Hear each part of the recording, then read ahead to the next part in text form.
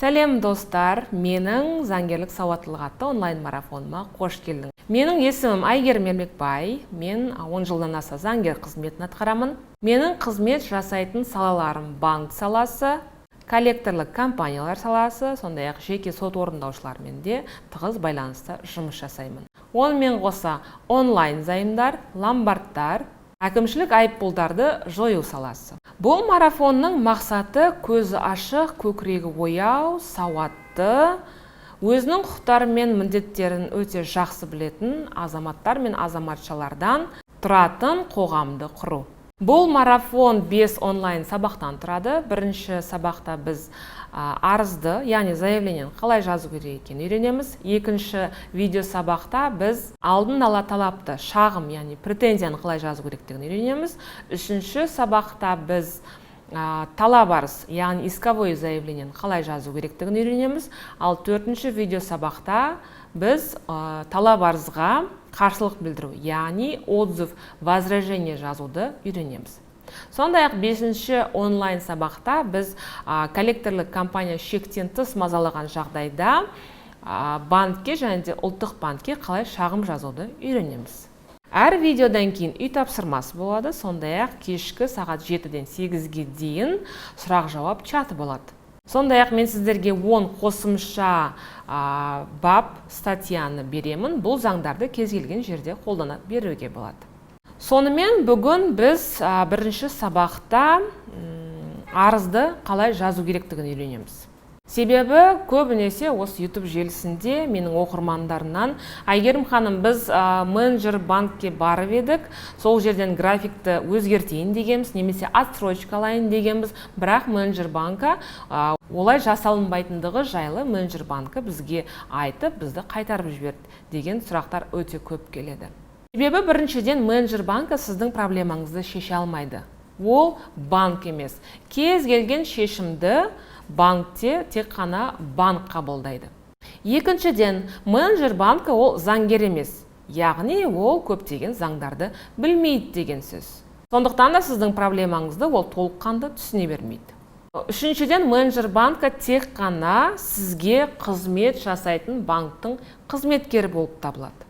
Сол үшін кез келген жағдайда барып ауызша сұрамай, бірінші сауатты арыз жазып, сол арызды жазбаша өткізіп, одан кейін банктың жауабын алып қана жұмыс жасау керек. Арыз дегеніміз адамның өз құқықтары мен бостандықтарын немесе басқа адамдардың құқықтары мен бостандықтарын іске асыруда жәрдем көрсету үшін өтініш хаты. Не заңдардың және де өзге де нормативтік құқықтық актілердің бұзылуы.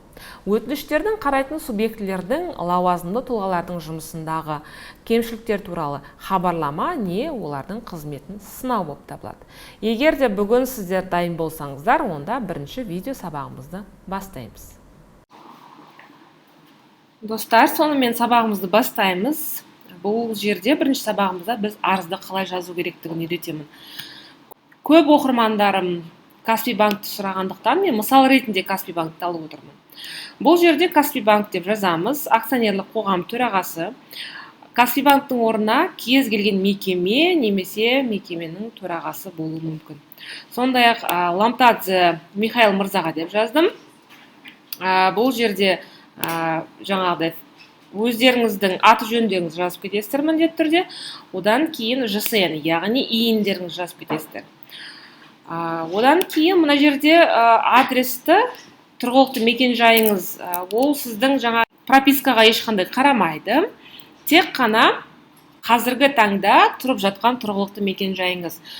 Бұл мекен жайды жазса да болады, жазбаса да болады. Бұл мекен жайды не үшін жазамыз? Егер де осы арызға жауапты осы тұрғылықты мекен жайға алғыңыз келсе, онда жазасыз. Егер де арызға жауапты өзіңіз алып кетемін десеңіз, онда мекен жайды жазудың қажеті жоқ. Кейін өзіңіздің телефон нөміріңізді міндетті түрде жазып кетесіз. Сосын арыз деп жазамыз. Құрметті Михаил Нугзарович Мырза дейміз. Мен бұл жерде өз атымды жазып кеттім. Каспий банк, яғни кез келген арыз жазған кезде компанияға болсын, немесе жаңа компанияның бастығына болсын, ол компаниямен сізді не байланыстырады, соны міндетті түрде жазып кетесіз. Мен бұл жерде Каспий банк арасында несие шарты бар. Оның датасы мен несие шартының нөмірін міндетті түрде жазып кеттім. Және де осы несие шарты бойынша мен қанша сомма несие алдым, соны да жазып кеттім. Ары қарай бұл жерде енді төлемеуге сылтау деп жазып қойдым мен. Яғни несие төлей алмайтындай, мысал үшін мына жерде мен сылтау ретінде отсрочка, яғни елімізде орын алып жатқан карантинге байланысты деп жаздым. Немесе жұмыссызбын, немесе ауырып қалдым. Бұл жерде ауырып қалдым деген кезде жазылмайтын ауруларды айтуға болады. Қазақстан Республикасының заңы бойынша жақын туысқандарға ата-ана, әйелі немесе күйеуі жатады. Немесе көп балалы отбасы. Осылардың біреуін таңдап жазып кетесіз, сол себепті төлей алмай жатырмын деп. Немесе кейбір кезде оқырмандарым сұрап жатады, графикті өзгертейін деп едік деп. Жылын қысқартып, сомасын көбейту, немесе жылын ұзартып, сомасын азайту. Бұл жерде графикті не үшін өзгертіп жатқаныңызды міндетті түрде себебін жазып кетесіз. Сондай-ақ менің сіздерге берер кеңесім, графикті өзгертетін кезде міндетті түрде қандайды бір соманы төлеп барып, графикті өзгерту жайлы арыз тасысаңыздар, графикті өзгертуге кішкене септігін тигізеді. 50 мың болуы мүмкін, немесе 100 мың. Одан кейін арызды қорытындылай келе сізден сұрайтыным деп айтасыз. Басты сұрайтын мәселені айта кетесіз. Тағыдан мына жерде жоғарыда айтып кеткен мәселені, басты сұрайтын мәселеге қайтадан жазып кетесіз. Ары қарай мынау екі бапты міндетті түрде қосу керек болады, арызға қосып жазу керек болады. Бірінші бап ол Қазақстан Республикасының Азаматтық кодексінің 8 бабының 4